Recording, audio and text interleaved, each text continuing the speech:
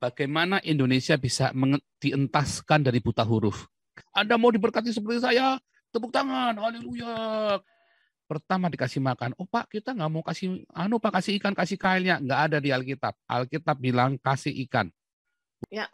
Tuhan ajarkan kita itu kasih ikan supaya kita tenang, kenyang dulu. Habis kenyang, kasih roti. Hai, kemana aja?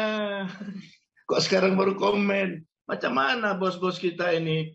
Gaspol, gubrak, oh lala bebe.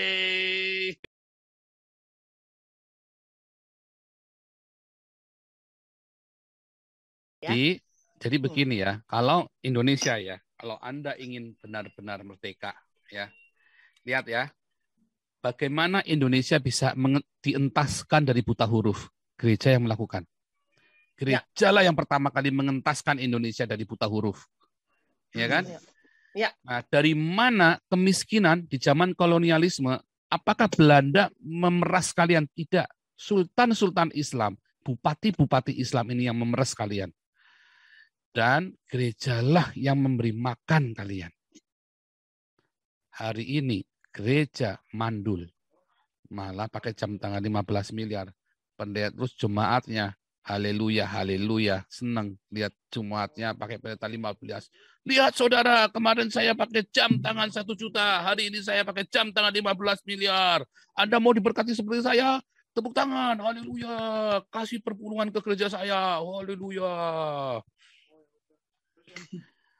Itu yang terjadi di gereja.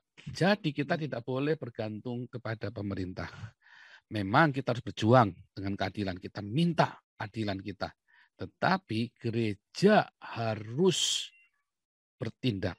Kalau gereja tutup mata, gereja tidak mau menyediakan beasiswa bagi jemaatnya. Minimum bagi jemaatnya dulu.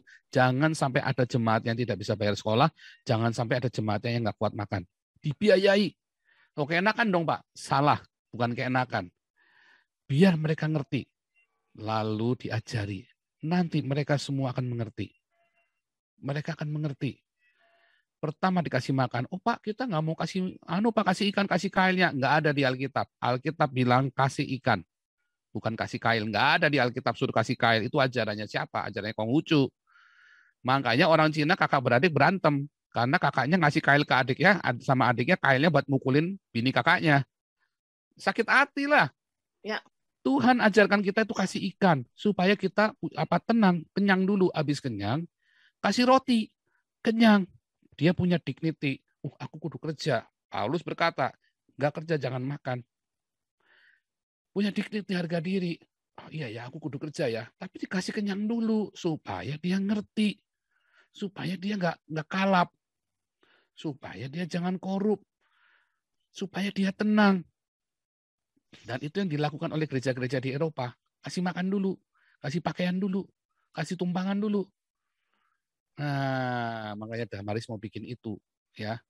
Damaris, supaya jangan ada kriminal, Pak. Supaya jangan ada kriminal. Pokoknya supaya jangan orang cari duit dengan cara membabi buta. Membabi buta kan karena nggak ada makan, kan? Ya. Nah, kalau di Islam, kalau kamu nyuri, potong tangan, kan goblok. Terus dia mau kerjanya gimana, mau potong tangan? Besok nyuri lagi, kan? Potong tangan satu lagi, kan tambah goblok lagi di hukum Islam. Kalau di gereja, kalau kamu mencuri, ditanya, kenapa kamu mencuri? Saya lapar, Pak. Kenapa kamu lapar? Kamu nggak kerja, saya sudah kerja, Pak. Tapi begini. Oh, ternyata pemerintahnya salah, pemerintahnya yang dihukum. Serius. Ya. Serius. Makanya di Eropa tidak boleh ada orang nggak makan. Itu salahnya pemerintah berarti. Kalau sampai, kemarin di Belanda itu, ya ada tahun kemarin ya, geger. Karena ada 10% anak Belanda tidak sarapan. Itu geger. 1 dari 10 anak di Belanda tidak sarapan pagi. Itu penelitiannya ada di Den Haag, sama di Amsterdam, sama di Rotterdam, 3 kota besar.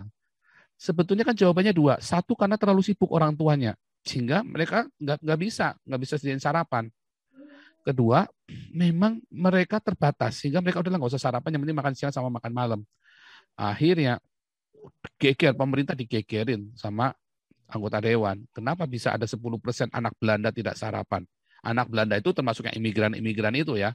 Bisa jadi 10% itu kan anak imigran itu kan. Kan bisa jadi. Tetapi itu penting. Makanya saya bilang gereja harus kasih makan kita Damaris. Makanya saya berdoa ya supaya Damaris ini punya dana yang besar sampai miliaran supaya bisa kasih makan. Tidak ada yang tidak makan. Semua orang, bahkan kita sudah bikin dapur umum di Kalibata dan di Bandung.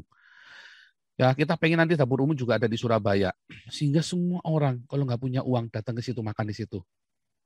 Nggak punya uang, pokoknya datang. Minimum Anda bisa makan sehari sekali, tenang kan? Anak-anakmu diajak makan di situ. Ya kan? Saya berdoa ya supaya. Terima kasih. Anda telah menyimak video ini sampai selesai.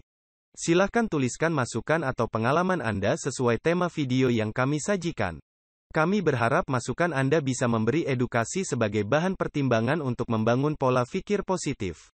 Kepedulian Anda sangat bermanfaat membangun generasi dalam menyikapi narasi atau sumber berita. Terima kasih. Dan salam damai untuk Indonesia bersama Reaksi Nusantara.